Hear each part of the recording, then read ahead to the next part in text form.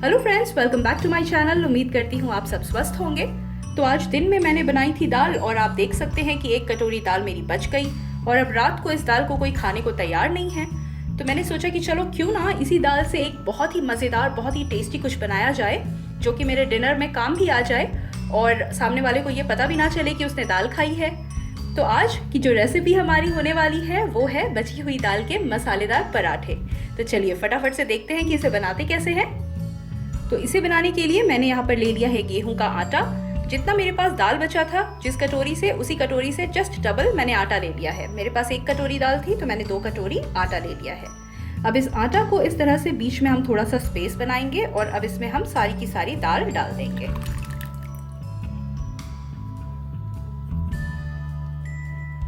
अब क्योंकि हम बना रहे हैं मसालेदार पराठा तो हम इसमें कुछ मसाले ऐड करेंगे। तो यहाँ पे मैंने लिया है 1 छोटा चम्मच जीरा, वो डाल देंगे। साथ में 1 छोटी चम्मच चिली फ्लेक्स, या आप चाहें तो चिली पाउडर भी डाल सकते हैं, रेड चिली पाउडर।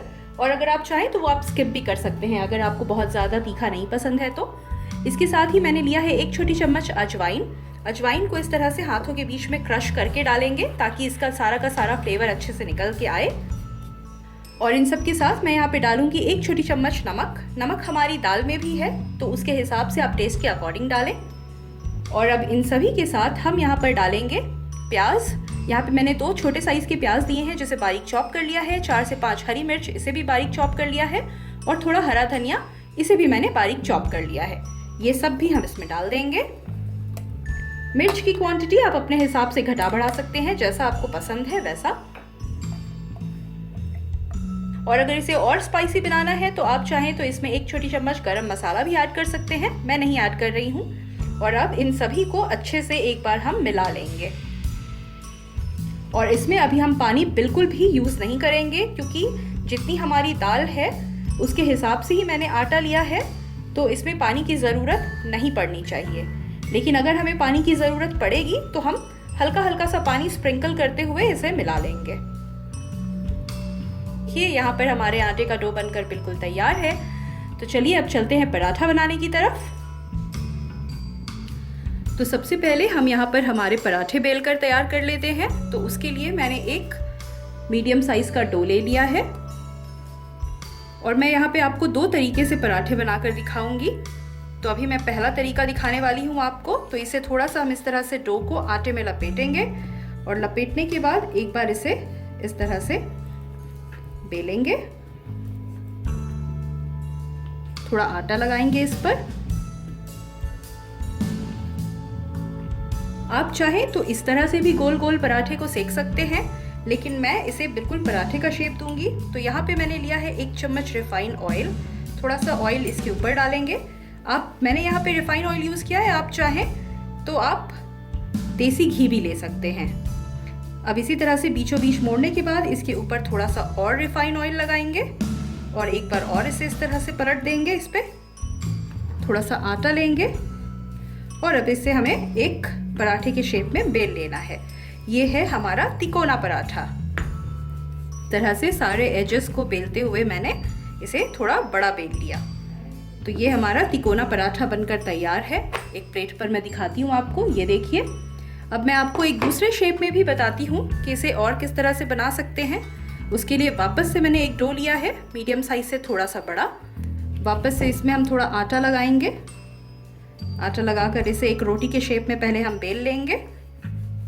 तो इसे यहाँ पे मैंने गोल बेल कर तैयार कर लिया है। इसके ऊपर वापस से हम डालेंगे 1 चम्मच रिफाइंड ऑयल और इसे इस तरह से हथेलियों की मदद से चारों तरफ फैला देंगे। और अब इसे हमें इस तरह से फोल्ड करना है, एक बार इधर से और एक बार इधर से बीचों बीच। इसके ऊपर हम फिर से थोड़ा ऑयल लगाएंगे और फिर से वापस से 3 परत में इसे हम इस तरह से मोड़ देंगे। तो ये एक चारकोना शेप बनकर हमारे पास तैयार है। तो ये है हमारा चौकोर पराठा। थोड़ा सा आटा और लगाएंगे इसके ऊपर और अब इसे हम इस तरह से बेल लेंगे,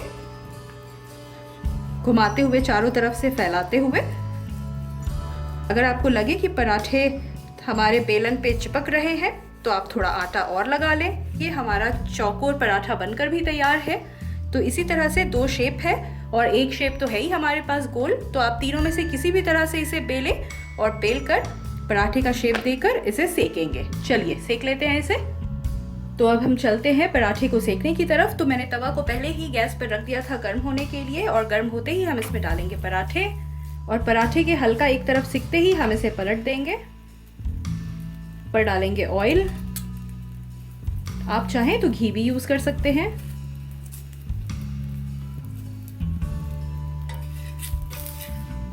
इसी तरह से अलट पलट कर अच्छे से हम पराठे को सेकेंगे, दोनों तरफ ऑयल लगाएंगे और इसे बिल्कुल अच्छे से पका लेंगे।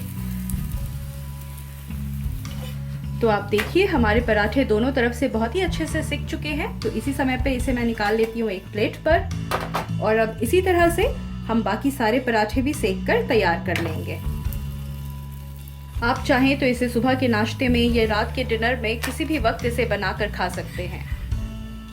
यहाँ पर मैंने सारे पराठों को बनाकर तैयार कर लिया है, और हमारे पराठे आपको देख के ही समझ आ रहा होगा कि बिल्कुल खस्ते और सॉफ्ट बनकर तैयार हुए हैं। इन पराठों को आप चाहें तो दही या फिर हरी चटनी या टमाटो केचप किसी के भी साथ सर्व करें, खाने में बहुत ही टेस्टी लगती है। और या तो फिर आप इसे मेरे तरीके से खा सकते हैं जैसे मैं खाती हूँ। मैं इन पराठों को चाय के साथ खाना पसंद करती हूँ, मुझे पर्सनली बहुत पसंद है। तो अब मुझे लग गई है भूख और मेरी चाय भी हो रही है ठंडी, तो मैं चली खाने इसे। अगर आपको ये रेसिपी अच्छी लगी हो तो एक लाइक कर दीजिएगा वीडियो को, और नए हैं तो चैनल को सब्सक्राइब कीजिएगा। मिलते हैं अगली वीडियो में अगली रेसिपी के साथ। टिल देन अपना ध्यान रखिए और स्वस्थ रहिए। बाय।